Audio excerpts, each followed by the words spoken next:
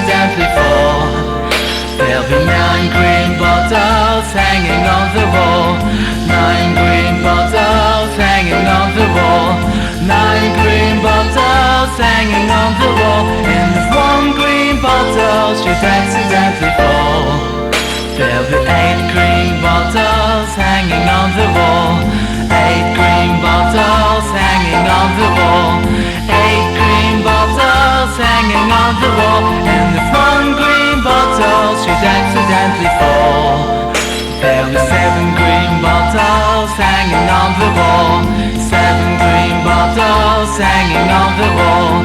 7 green bottles hanging on the wall. And if 1 green bottle should accidentally fall, there'll be 6 green bottles hanging on the wall.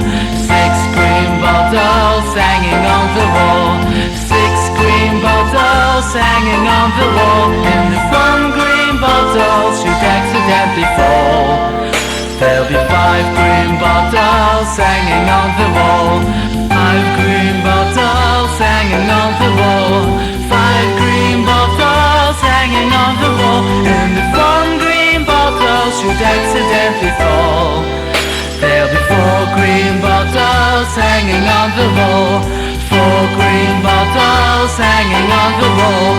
4 green bottles hanging on the wall. And if 1 green bottle should accidentally fall, there'll be 3 green bottles hanging on the wall. 3 green bottles hanging on the wall. 3 green bottles hanging on the wall. And if 1 green bottle should accidentally fall, there'll be 2 green bottles hanging on the wall. 2 green bottles hanging on the wall. 2 green bottles hanging on the wall. And if 1 green bottle should accidentally fall, there'll be 1 green bottle hanging on the wall. 1 green bottle hanging on the wall. 1 green bottle hanging on the wall. And if 1 green bottle should accidentally fall, there'll be no green bottles hanging on the wall.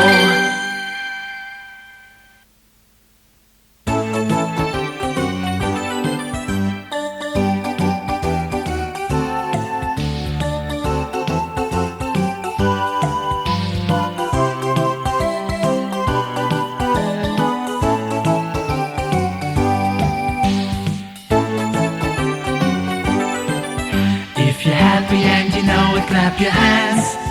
If you're happy and you know it, clap your hands. If you're happy and you know it, and you really want to show it. If you're happy and you know it, clap your hands. If you're happy and you know it, nod your head. If you're happy and you know it, nod your head. If you're happy and you know it, then you really want to show it. If you're happy and you know it, nod your head. If you're happy and you know it, stamp your feet. If you're happy and you know it, stamp your feet. If you're happy and you know it, then you really want to show it. If you're happy and you know it, stamp your feet. If you're happy and you know it, say ha ha. If you're happy and you know it, say ha ha. If you're happy and you know it, then you really want to show it. If you're happy and you know it, say ha ha. If you're happy and you know it, do all 4. If you're happy and you know it, do all 4. If you're happy and you know it, then you really want to show it. If you're happy and you know it, do all 4.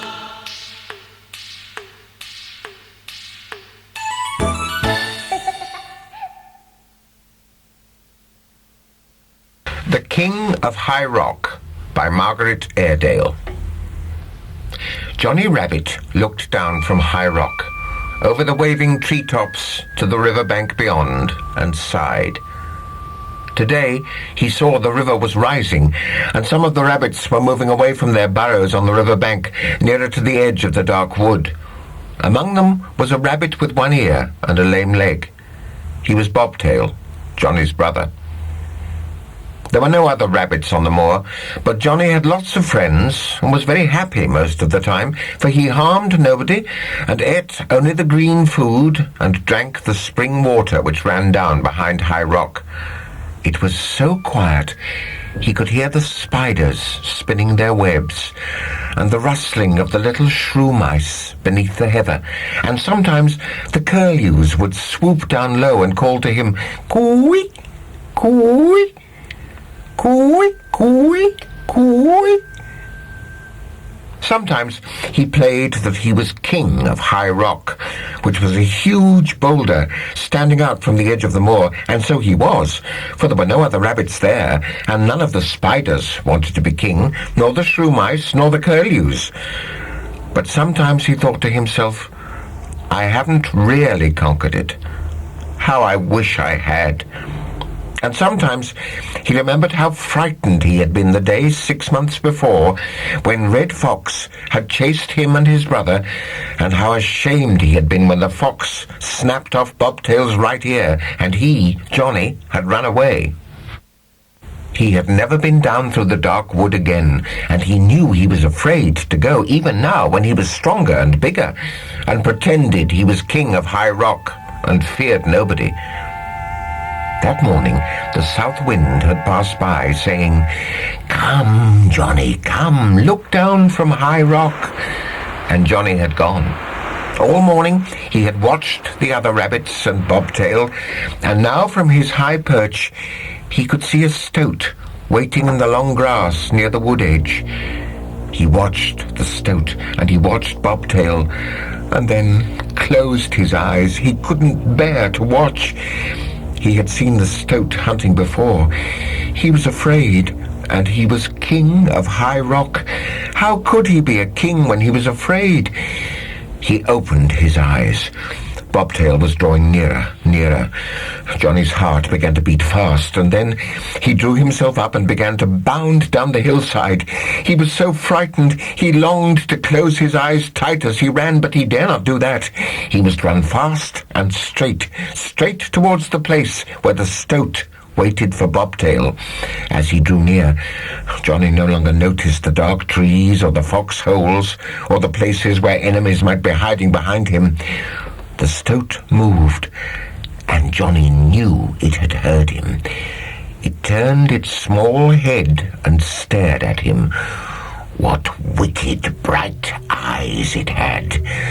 It was trying to frighten him, to make him lie still while it came near. But Johnny knew that he must keep moving and not look too closely into its bright eyes, or think too much about its sharp teeth, or the way it could move so quickly. The stoat looked from him to Bobtail and back again, uncertain which it wanted. Bobtail had been looking at the stoat's bright eyes too long. He was spellbound. To break the spell, Johnny sprang at him, knocking him over. "Get behind me!" he shouted. Then he sprang at the stoat. Taken by surprise, it snapped as he went past. Johnny's teeth were no match for the stoat's. His only weapon was his heels.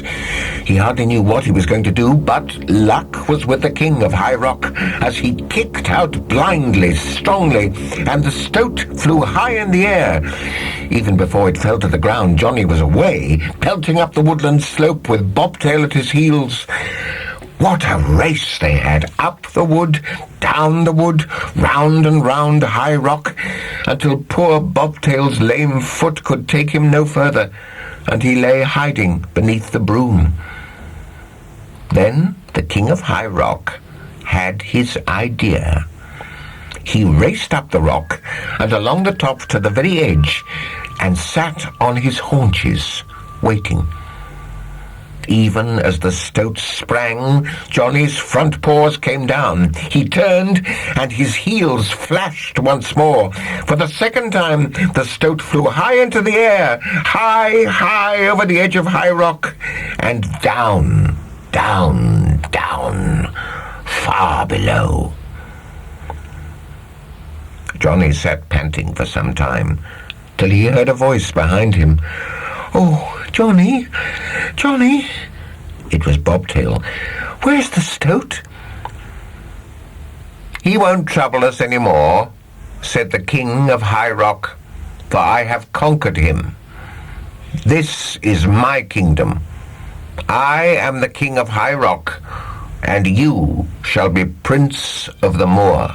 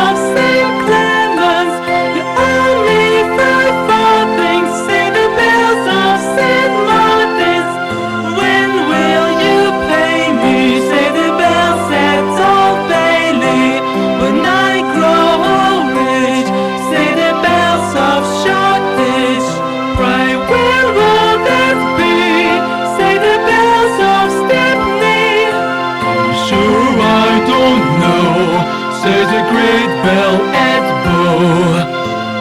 Here comes the candle to light your debate. Here comes the chop with the chop off your head. Chop, chop, chop, chop.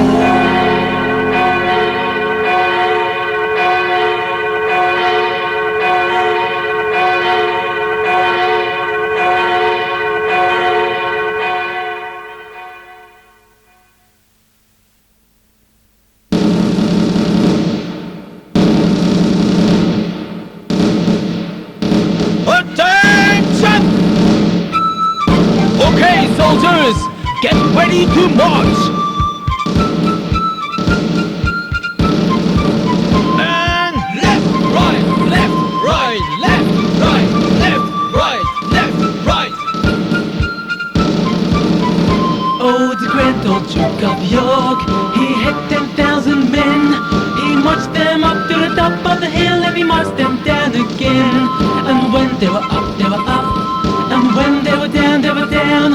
And when they were only halfway up, they were neither up nor down. Oh, the grand old Duke of York, he had 10,000 men. He marched them up to the top of the hill and he marched them down again. And when they were up, they were up. And when they were down, they were down. And when they were only halfway up, they were neither up nor down. Oh, the grand old Duke of York, he had 10,000 men.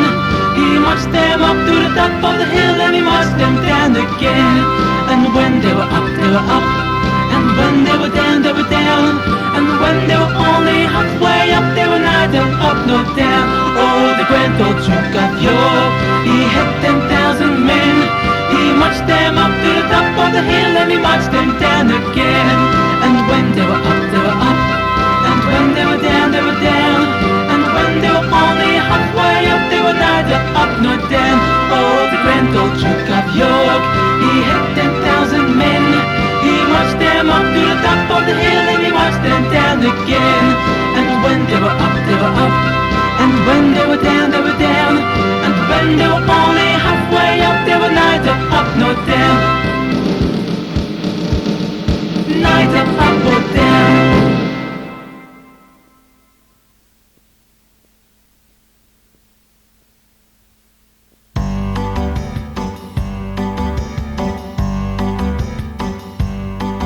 Oh, soldier, soldier, won't you marry me with your musket, fife and drum? Oh no, sweet maid, I cannot marry thee, for I have no coat to put on. Then up she went to her grandfather's chest and got him a coat of the very, very best. She got him a coat of the very, very best, and the soldier put it on. Oh, soldier, soldier, won't you marry me with your musket, fife and drum? Oh no, sweet maid, I cannot marry thee, for I have no hat to put on.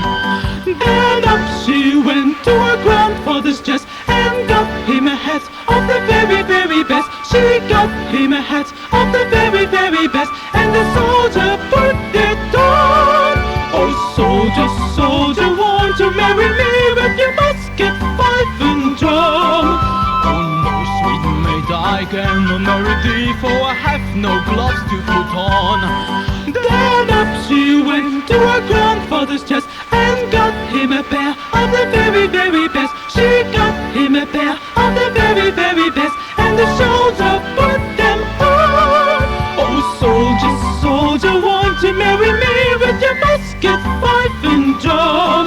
Oh no, sweet maid, I cannot marry thee, for I have no boots to put on. Then up she went to her grandfather's chest and got him a pair of the very, very best. She got him a pair of the very, very best, and the soldier put them on. Oh, soldier, soldier, won't you marry me with your musket, fife and drum? Oh no, sweet maid, I cannot marry thee, for I have a wife of my own.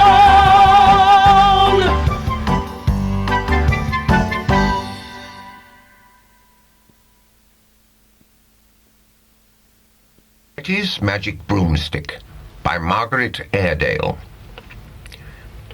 Will you take me to the circus, Daddy? Betty ran to meet her father as he came up the path, treading through the carpet of fallen leaves that stuck together in wet bunches. Daddy looked doubtful. "When is it, dear?" "Tomorrow, at 3 o'clock. Tomorrow would be Saturday. "I like circuses," said Daddy. "I'd like to go myself, but just look at these leaves. I can't have the garden like this all weekend." Seeing Betty's long face, he had an idea. "I'll tell you what. You clean up the paths in the morning and all the dead leaves off the lawn, and we'll go. But only," he added, "if you do." Next morning, Betty was up early, took Mummy a cup of tea, and ran round to the tool shed. There should be a besom there, a brush made of twigs for sweeping leaves. Betty had always called it the broomstick. It was still there, but badly worn. In fact, there were only 3 long twigs left. Nevertheless, she had a try with it. After half an hour, Mummy called her. "Betty, breakfast ready. Come along, dear." "I hardly have time for any breakfast," remarked Betty. "The old broomstick isn't much good, and if I don't sweep up all the leaves, Daddy won't take me."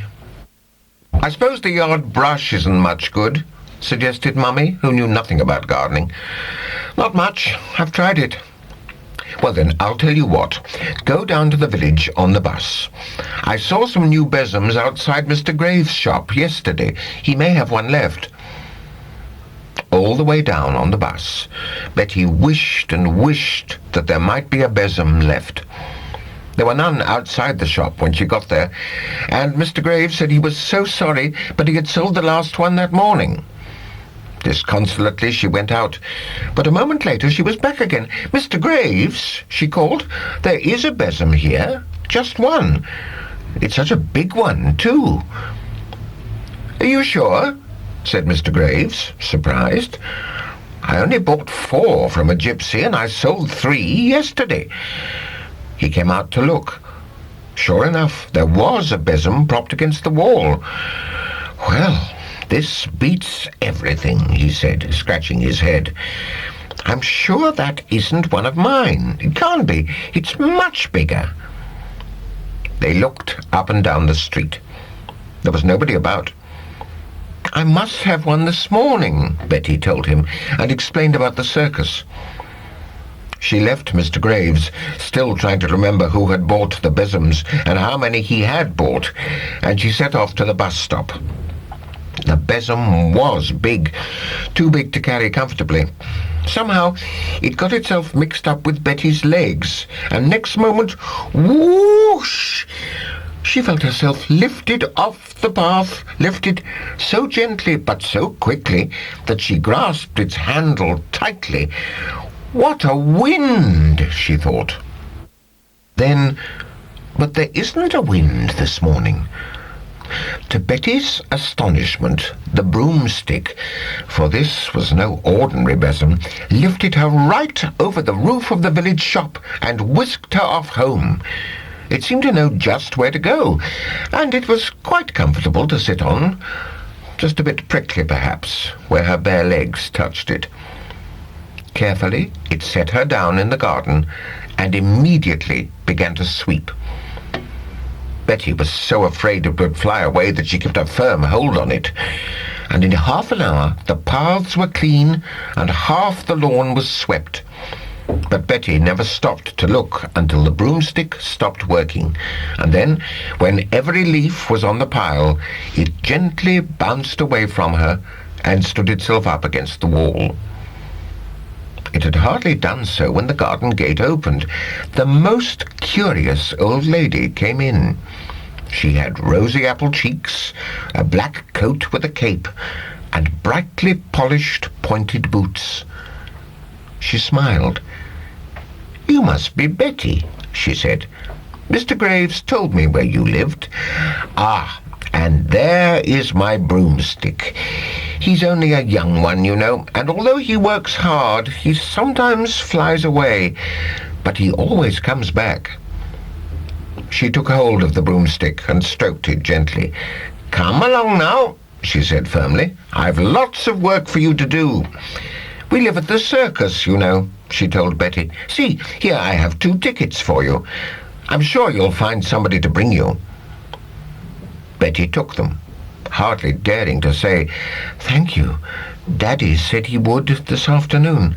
"Splendid," said the old lady.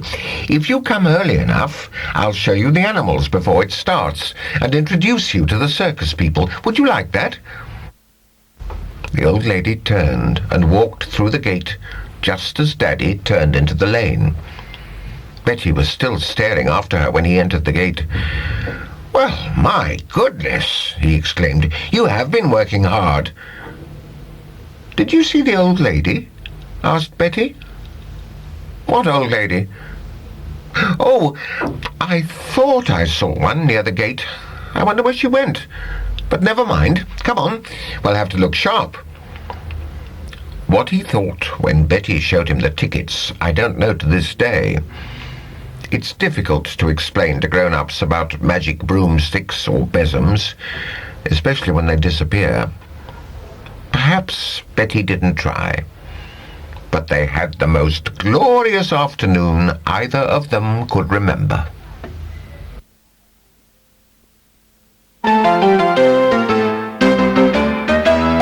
The farmer's in his den, the farmer's in his den. E-I-E-I-O, the farmer's in his den. The farmer wants a wife, the farmer wants a wife. E-I-E-I-O, the farmer wants a wife. The wife wants a child, the wife wants a child. E-I-E-I-O, the wife wants a child. The child wants a nurse, the child wants a nurse. E-I-E-I-O, the child wants a nurse. The nurse wants a dog, the nurse wants a dog. E-I-E-I-O, the nurse wants a dog. The dog wants a bone, the dog wants a bone. E-I-E-I-O, the dog wants a bone. We all bat a bone, we all bat a bone. E-I-E-I-O, the dog wants a bone. We all bat a bone, we all bat a bone. E-I-E-I-O, the dog wants a bone. The farmer's in his den, the farmer's in his den. E-I-E-I-O, the farmer's in his den. The farmer's in his den, the farmer's in his den. E-I-E-I-O, the farmer's in his den. The farmer's in his den, the farmer's in his den. E-I-E-I-O, the farmer's in his den. The farmer's in his den, the farmer's in his den. E-I-E-I-O, the farmer's in his den.